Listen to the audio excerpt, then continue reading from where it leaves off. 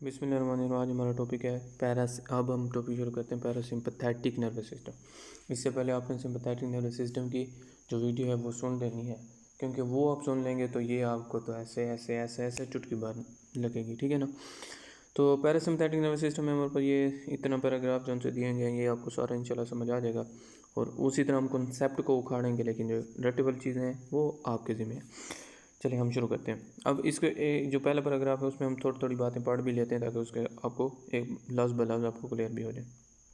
अच्छा, ये मैं इसको थोड़ा सा जूम कर लेता हूँ, सॉरी, बस ठीक है ना।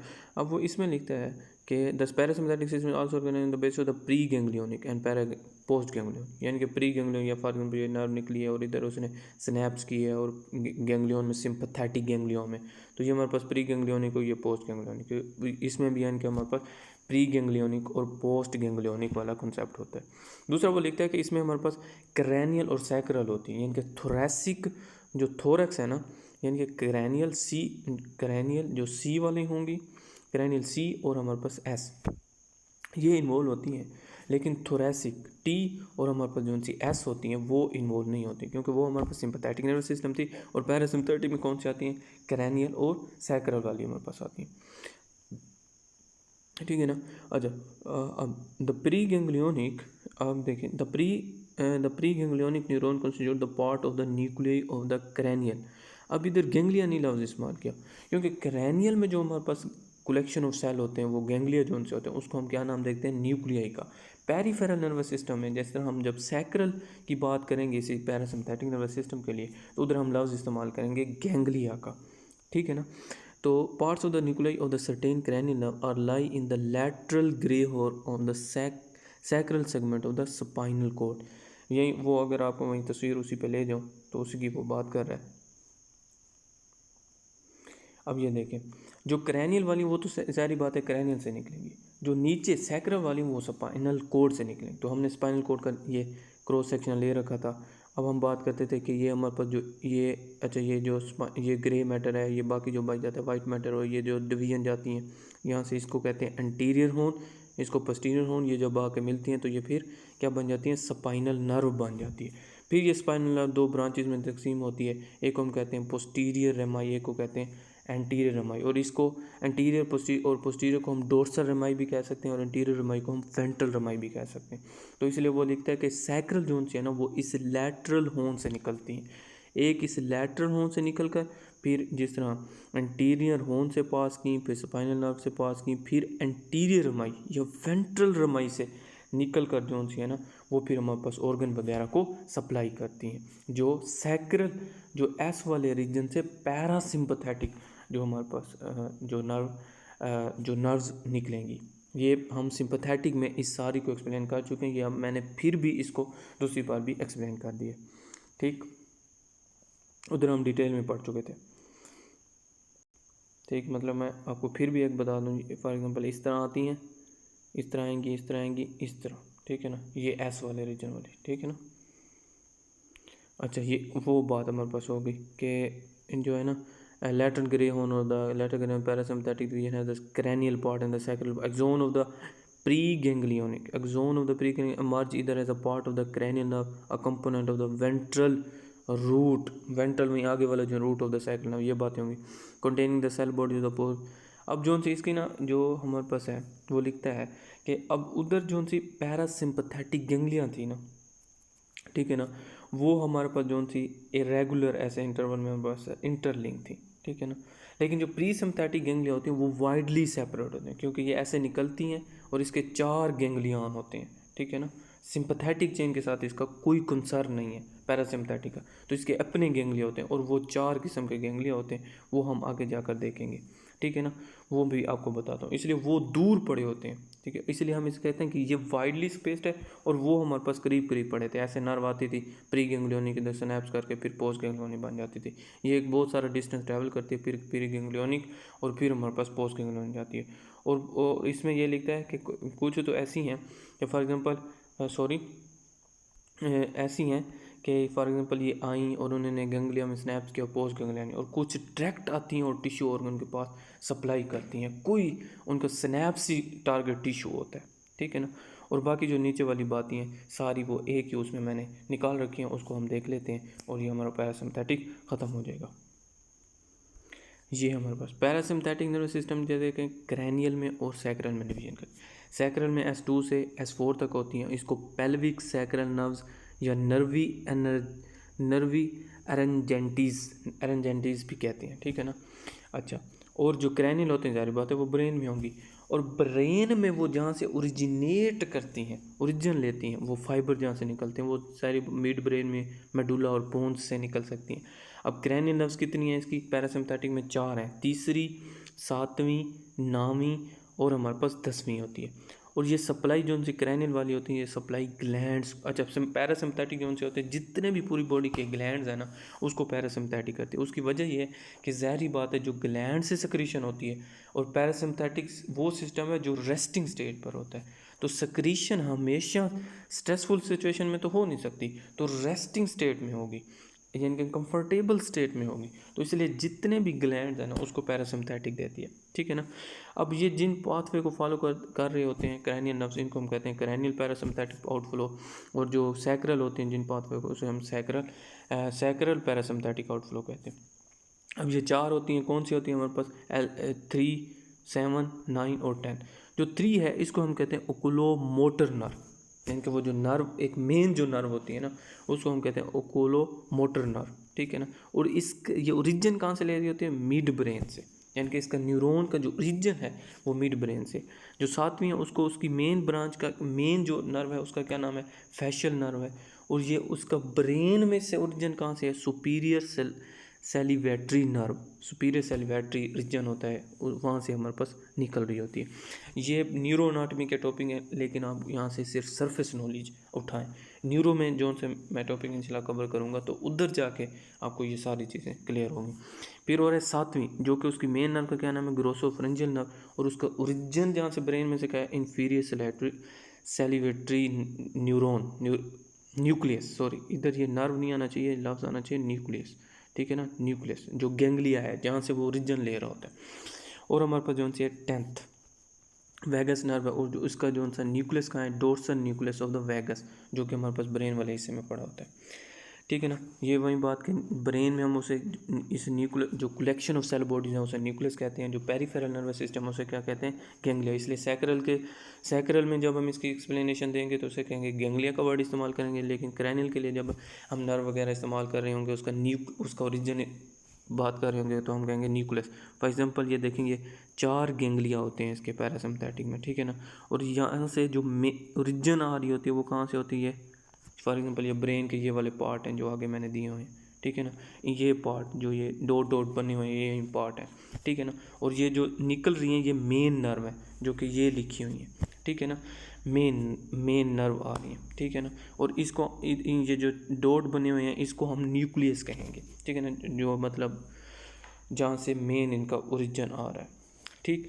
तो ये अब आगे उसने एक होता है हमारे पास 4 कौन से गैंग्लिया हैं? सिलिक गैंग्लिया है, पैटेरिगो पैलाटाइन गैंग्लिया है, सब मैंडिबल गैंग्लिया है, एंड ओटिक गैंग्लिया है, ठीक है ना। ये हमारे पास आती हैं प्री गैंग्लियोनिक आती हैं, इधर सिनेप्स किया और फिर आगे हमारे पास टारगेट टिश्यू को सप्लाई कर देती है, वो अपने नाम खुद याद करने।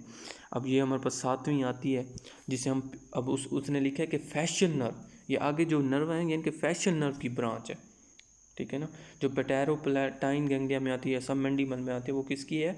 फैशियल नर्व की ब्रांच है। और जो ऊपर जो सिलिए गैंग्लिया में आती है वो किसकी ब्रांच है?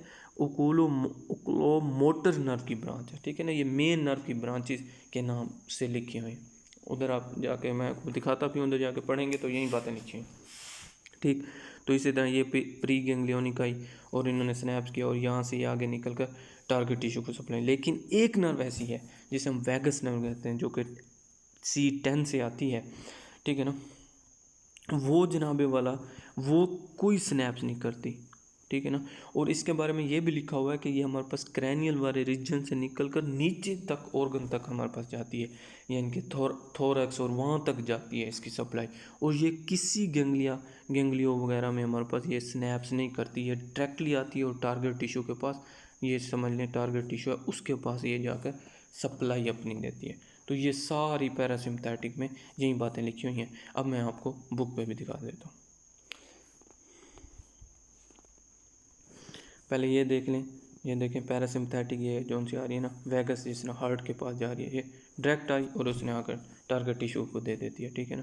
फॉर एग्जांपल ये यहाँ से देखें ब्रेन के इस पार्ट से, जो डोर्सल जो सा ब्रेन का पार्ट है ना, dorsal nucleus of the brain से ओरिजिनेट जिस तरह उसने लिया, ठीक है ना, वो वेगस नर्व आई और उसने यहाँ आकर डायरेक्ट हमारे पास सप्लाई दे दी। बाकी ये जो से ये तो हमारे पास सिंपैथेटिक के बारे में बताया हुआ, ठीक है ना। तो ये एक ऐसी नर्व पैरासिम्पथेटिक में थी। अच्छा ये देखें, ये हमारे पास जिस तरह ये 3 जोन सी है, इधर से ये इन्होंने स्नैप्स किया और फिर इन्होंने ऑर्गन को दे रही है, फिर 7 ये आ रही है इधर स्नैप्स करके इन ऑर्गन को दे रही है, और ये भी इधर स्नैप्स करके इन ऑर्गन को दे रही है। इनके pre ganglionic, post ganglionic, pre synaptic, post synaptic बन रही है। लेकिन जो 10 है वो डायरेक्ट आती है, देखेंगे यहाँ वाला जो सा क्रैनियल रीजन वाले को छोड़ के नीचे वाले एरिया तक आ जाती है और इन ऑर्गन को सप्लाई कर रही है।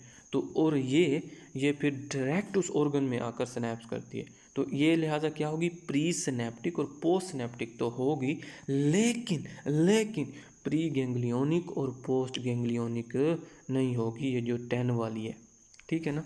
10 जोन सी क्रैनियल नर्व है, पैरासिम्पथेटिक में हम बात कर रहे हैं, ठीक। अगर हम देखें ये सैक्रल में जाए तो ये सैक्रल में भी जोन सी हमारे पास ये स्नैप्स डायरेक्ट जाके कर रही हैं, तो इसलिए ये प्री सिनेप्टिक और पोस्ट सिनेप्टिक होंगी, प्री गैंग्लियोनिक पोस्ट गैंग्लियोनिक नहीं होंगी, और इन ऑर्गन को ये सप्लाई कर रही है। और ये सैक्रल रीजन से आ रही हैं, तो इसे हम इसके लिए जो इधर से ओरिजिन होगा ना, जहाँ से ओरिजिन लेगी उसके लफ्ज़ हम गैंग्लिया इस्तेमाल करेंगे।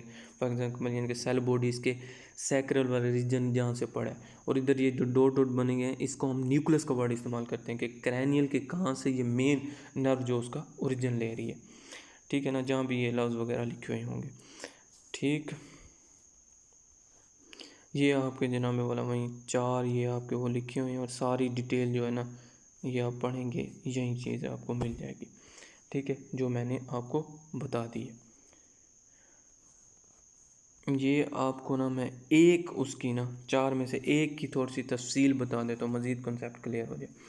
ये देखें फॉर एग्जांपल इस जो सा इसका मेन जो ओरिजिन है, जो न्यूक्लियस है, जो क्रैनियल रीजन पर पड़ा है, उसको ये देते हैं एड्रिंजर वेटफेल न्यूक्लियस, ठीक है ना। यहाँ से उसने ओरिजिन लिया, और मेन जो नर्व कौन सी है उसके फिर फाइबर्स हैं, वो कौन से, ओकुलो मोटर नर्व है, ठीक है ना, जो हमारे पास 3 थी, क्रैनियल नर्व 3 थी। और वो ये देखें आगे फिर कौन सी जा रही है, जो आगे नर्व हमारे पास जा रही है, nerve to the inferior oblique muscle वगैरह, जो उनसे फॉर एग्जांपल ये सिलरी पेपिलरी मसल है, ठीक है, उन मसल के पास ये नर्व जा रही है। तो ये अब प्री गैंग्लियोनिक होगी और ये पोस्ट गैंग्लियोनिक होगी, और यहाँ आकर ये स्नैप्स कर रही है, जहाँ पर स्नैप्स कर रही है उसे हम क्या कहते हैं, सिलरी गैंग्लिया। और देखें इसने एक लंबा पाथ पे ट्रैवल किया, और ये टारगेट ऑर्गन पड़ा था, और उसके इधर हमारे पास ये गैंग्लिया पड़ा था, इधर उसने स्नैप्स किया और इधर, तो इसलिए एक लंबा पाथ पे ट्रैवल करने के बाद उसने स्नैप्स किया और जाकर पहुँच गया। इसलिए पैरासिम्पथेटिक एक तो यानी कि प्रोलोंग होती हैं, ठीक है ना। तो ये हमारे पास प्री गैंग्लियोनिक हो जाएगी, ये पोस्ट गैंग्लियोनिक, और इसे हम कह सकते हैं कि ये प्री सिनेप्टिक और ये हमारे पास पोस्ट सिनेप्टिक हो जाएगी, ठीक है ना। ये एक कॉन्सेप्ट था, ये क्लियर हो गया। आगे ठीक, आगे है इंटेरिक नर्वस सिस्टम। अच्छा पहले हमारे पास ऑटोनॉमिक नर्वस सिस्टम में सिंपैथेटिक और पैरासिम्पैथेटिक नर्वस सिस्टम कंसीडर किया जाता था, लेकिन अब इंटेरिक नर्वस सिस्टम की भी एक डिवीजन बनाई जाती है। ये इंटेरिक नर्वस सिस्टम जो उनसे GIT हमारे पास है ना, gastrointestinal tract, stomach, small intestine, large intestine, oesophagus, उनका ना अपना एक नेटवर्क है, ठीक है। जिस तरह सिंपैथेटिक में सिंपैथेटिक गैंग्लिया थी, सिंपैथेटिक चेन थी, और पैरासिम्पैथेटिक में हमारे पास जो सी एक अपने गैंग्लिया थे, सिलियो गैंग्लिया, पेटेरो पैलेटाइन गैंग्लिया, और इसी तरह इसके एक अपने फिर गैंग्लिया सिस्टम है, अपना एक सारा सिस्टम है, ठीक है ना। एंड वाली ऊपर वाली बातें तो मैं आपको क्लियर कर, और इसमें 2 उसकी वजह से ना गैंग्लिया और नर्व फाइबर की वजह से 2 प्लेक्सिस बनते हैं, एक को हम कहते हैं मेंटेरिक प्लेक्सिस और एक होते हैं सब म्यूकोसल प्लेक्सिस, ठीक है ना, दो प्लेक्सिस होते हैं, ठीक है ना। और ये दोनों प्लेक्सिस जो से होते हैं पूरे हमारे पास जीआईटी को, वहाँ से नर्व फाइबर्स और गैंग्लिया सारा कुछ निकल रहे होते हैं, और मिलियंस ऑफ न्यूरॉन्स पड़े होते हैं जो कि फिर न्यूरॉन्स कलेक्शन और फिर उन न्यूरॉन के कलेक्शन ऑफ सेल बॉडीज़ को हम गैंग्लिया कहते हैं। इसलिए बहुत सारे गैंग्लिया इनके अपने पड़े होते हैं जो कि एक दूसरे के साथ कनेक्टेड होते हैं और सारा कुछ सप्लाई दे रहे होते हैं।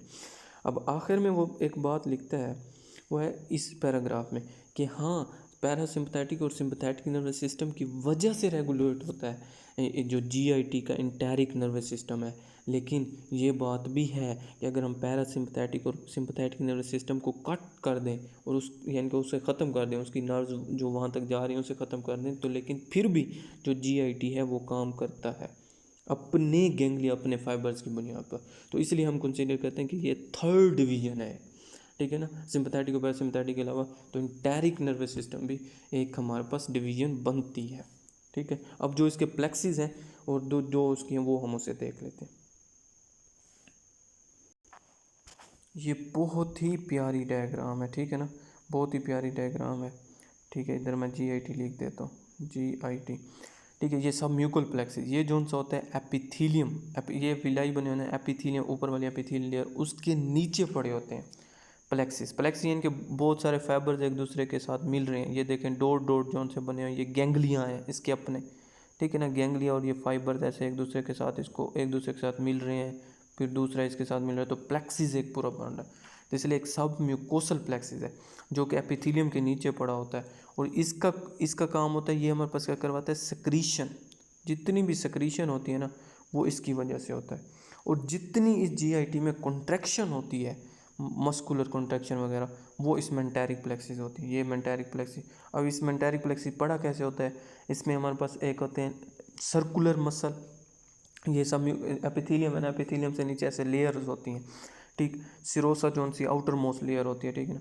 अब इसमें हमारे पास सर्कुलर मसल और लॉन्गिट्यूडनल जो मसल होते हैं ना, उनके दरमियान में ये प्लेक्सिस पड़े होते हैं, उसके गैंग्लिया और फाइबर्स पड़े होते हैं। तो ज़ाहिर बात है ये मसल के दरमियान में पड़े हैं इसके न्यूरॉन गैंग्लिया जो मेंटेरिक प्लेक्सिस है। तो इसलिए ये कॉन्ट्रैक्शन का जो काम है ना मसल वगैरह की, वो मेंटेरिक प्लेक्सिस करता है, और सब म्यूकोसल प्लेक्सिस एपिथेलियम वगैरह को स्टिमुलेट करके सेक्रीशन में इन्वॉल्व होता है। और इस तरह ये इंटेरिक नर्वस सिस्टम भी हमारे पास कंप्लीट होता है। अगर कुछ ना समझ हुई हो तो कमेंट बॉक्स में बताएं। शुक्रिया, थैंक यू।